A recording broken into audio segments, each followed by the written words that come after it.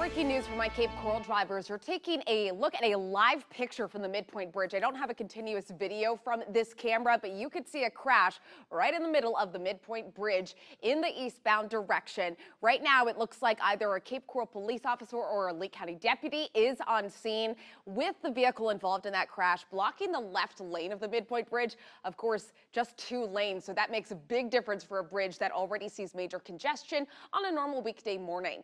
Rachel, the cars are just creeping by there. Yeah, Taylor, Lindsay, I can't think of a worse place for a crash on a weekday morning than the Midpoint Bridge going into Fort Myers. You could see that emergency vehicle and a vehicle involved in that crash completely blocking that lane. And look at this slow moving traffic getting around. This is one of the busiest areas on the interstate, and we're really seeing the impacts. Let's go to my maps here, where you can see about a 4-mile slowdown and growing of speeds in the low teens right now. So I suggest getting off the interstate by Corkscrew Road and then taking 3 Oaks Parkway to head southbound. But I want to take you out live to Wake News reporter Jelena Espiritu. Jelena, you just found out some new information about this crash. I found the source of those backups out on I-75 northbound going over the Caloosahatchee. It's a crash that's right behind this sign here. You can't see it.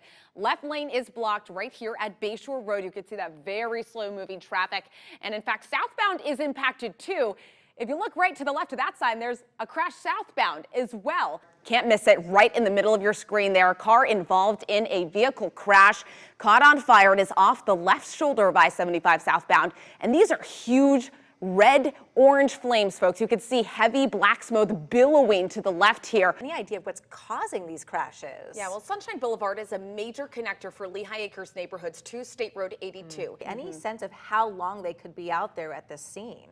Lindsay, it'll take a long time. This is not your typical crash. Of course, traffic homicide investigators need to figure out what happened here. Looks like significant front-end damage. What we know is that this car rear-ended a car hauler, resulting in that deadly crash, and we're starting to see some severe traffic impacts. Let's go to my other camera showing on the right side of the screen there, heavy southbound slowdowns, about 2 miles of it. This is on MLK Jr. Boulevard westbound just before you reach Fowler. These are crews working to clean up a concrete spill that happened about 45 minutes ago. 1 lane of MLK Jr. Boulevard is shut down. Let's take a live look from a different angle. This is from a bird's eye view. You can see them again hard at work, and there's that 1 lane open. That's where we can find Wink News reporter Jelena Espiritu, who's driving on Palm Beach. She drove through some big puddles earlier. Where are you headed now, Jelena? What have you been seeing on the roads? Rachel, what is the best option this morning for drivers who usually take the Caloosahatchee Bridge? Well, Taylor, it really depends on where you live. I marked for you all of those options, and the good news is there are a lot of them. I-75 is going to be a good one, especially for my North Fort Myers drivers who live east of that Edison Bridge. It'll be easy for you to just go ahead and take I-75 there. And of course, some of you are going to take the Edison Bridge instead of the Caloosahatchee. And then that Midpoint Bridge and Cape Coral bridges are other options for folks who live in the Cape. Yeah, we're taking a live look at that shut down Caloosahatchee Bridge. Believe it or not, it's been 6 weeks since it's been shut down. FDOT says in that time, they've stripped away part of the median that was here, built in a new one. They've built part of a guardrail, all of this to build a pedestrian sidewalk all the way across that bridge. You know who else tracks all these crashes is Rachel Cox Rosen. So Rachel, FDOT is pinpointing, what are they pinpointing as the biggest danger with the way this road is constructed? Yeah, well, Corey, the way State Road 82 is set up, it's a 3-lane roadway. So making left turns means navigating across multiple lanes. So drivers sometimes mistime that turn or are impatient. I've seen firsthand the results. Let's go to my maps. I track crashes I see here in the morning, and since the end of March, State Road 82 has had 25 crashes just between the hours of 5 a.m. and 9 a.m. I tried to put them all on the roadway here. You can see how much they overlap because they're in the same places. We have Wink News anchor Claire Galt live on Pondella. So Claire, I am seeing those slowdowns closer to US 41 and US 41 Business eastbound on Pondella. What about where you are at Orange Grove Boulevard? Back to that breaking news out on I-75 southbound in Punta Gorda. This is right at the Duncan Road entrance of I-75 southbound. Let me give you a little background. This crash happened after a previous crash. There was a work vehicle finishing cleanup of that crash when a truck went barreling into the work vehicle. Rachel Cox Rosen knows our roads the best. So Rachel, any areas that drivers should avoid?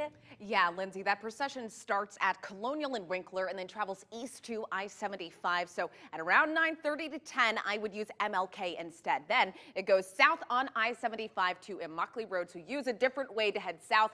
Three Oaks Parkway, Treeline, Ben Hill, Griffin, Imperial, all good options. You can see a lot of debris in this intersection. Glass, pieces of one of these sedans involved in this crash. You can see severe damage here.